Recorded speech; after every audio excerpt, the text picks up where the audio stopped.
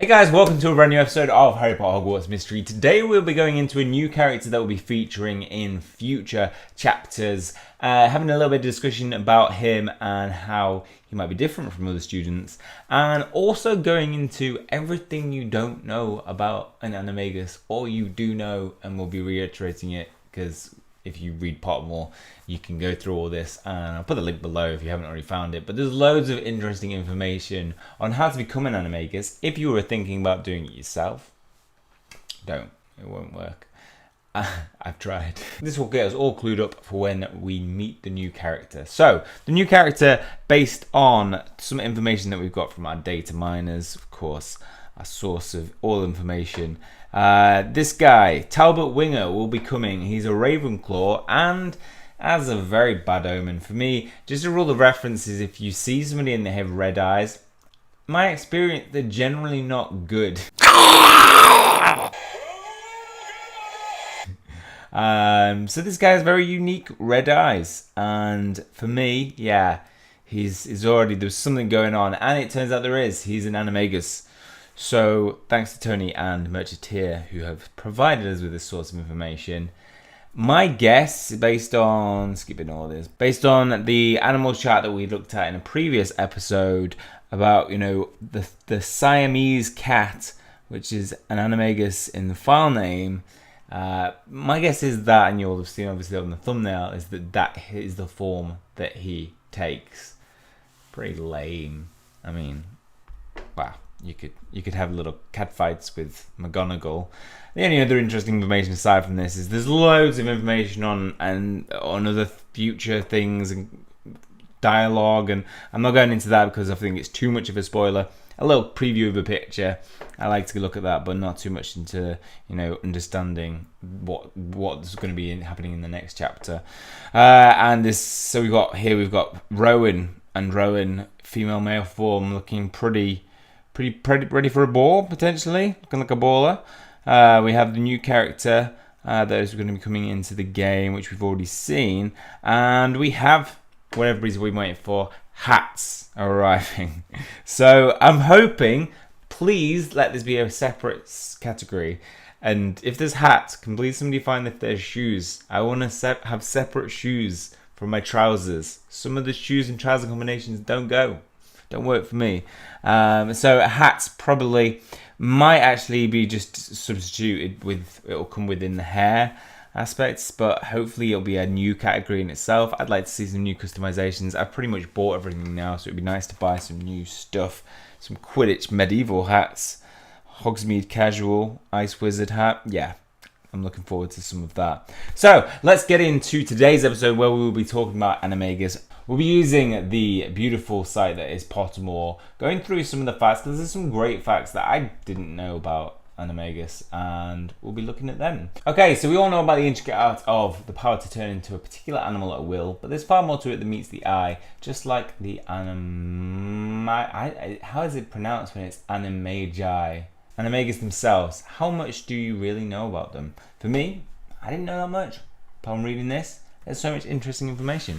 First of all, you probably know that all Animagus have to register. I didn't realize what the consequence of this was, though. Seeing as Harry Potter hangs out with so many unregistered Animagus, we sometimes forget that you're actually supposed to register if you want to become one. If you don't, you're actually supposed to go to Azkaban. What? So that means characters such as Wormtail, Padfoot, Prongs really should have been sent to Azkaban. Because they didn't register. At Hogwarts, students learn about Animagus in their third year, a transfiguration class at the Ugandan school, Uagadu.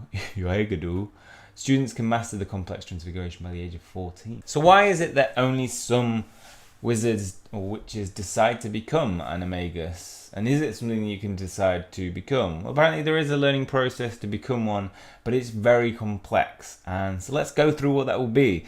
As you can imagine, you can't just become one overnight. The learning process involves, first of all, holding a leaf of a mandrake in your mouth for an entire month. And that's only just where it starts. If you swallow that mandrake leaf, you have to start again. So it could be pretty frustrating. I don't know how I'd hold a leaf of anything in my mouth for a whole month without accidentally swallowing it.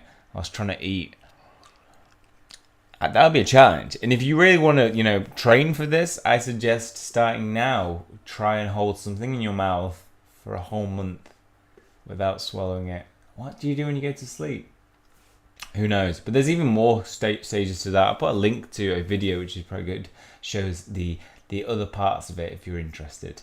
Next, transfiguration and becoming an animagus are different. So, for example, if Victor Crumb can transfigure his head into sharks like he does in Goblet of Fire, that doesn't mean he's an animagus. Transfiguration is a form of spellcasting, whereas becoming an animagus is forever. Fact. The first recorded animagus was ancient Greek wizard Falco Aesolon. And yes, he could turn into a falcon. Lucky. This brings us to a really interesting fact, which was just... So, you cannot choose your animagus animal. If you could choose your animagus, rest assured we'd all be lions, right? Adorable puppies or magnificent eagles, but realistically an animagus is closely linked to your personality. For example, the brave and rebellious James Potter is famously a stag, whereas the conniving journalist Rita Skeeter is a beetle. Minerva McGonagall is a cat, which is the same as her Patronus. Are your animagus and Patronus always the same? Please don't turn me into a dolphin. It's literally useless. I'd be able to swim. Actually, it'd be quite good during like the Triwizard tournament, and I have to do the swimming part to be able to change into a dolphin. Okay, it could be practical in some situations. So yeah, Animagus and Patronus animal can actually be the same. If Wizard never masters Animagus magic, it doesn't necessarily mean that they'll never find out the animal that they could have been. Another pretty complex form of magic, the Patronus charm, has been known to mirror it, meaning the animal you cast to attack Dementors could well be your inner animal too. Minerva McGonagall Animagus, for example, is a famously a cat, and so is her Patronus. So, if you've got a sucky one like me, you're probably going to be turning into a pretty useless animal. I mean, Rita Skeeter, obviously a beetle, is really practical for her because basically a fly on the wall, but a beetle on the wall. Minerva McGonagall, cats are pretty agile, so at least they could help you in pretty quick as well. Yeah, dolphin. Just not useful in many situations. Next, your animagus may embody a distinguishing feature of your human self. So this is one I actually researched because obviously if you've seen from the thumbnail, you'll see that the cat that I have put, if this is the new person, has red eyes. I figured that's a pretty distinguishing feature of somebody. And I was wondering, actually, wait, do they have the same characteristics in terms of eyes as their owner? And the truth is, an animagus may seem like the perfect disguise, but once you descend into your animal self, there may be a distinguishing feature about you that stays. For example, Rita Skeeter's beetle has little glass markings around her eyes, and in the famous case of Wormtail, both he and Scabbers were both missing a finger. Next, in North America, animagus were sometimes known as skinwalkers.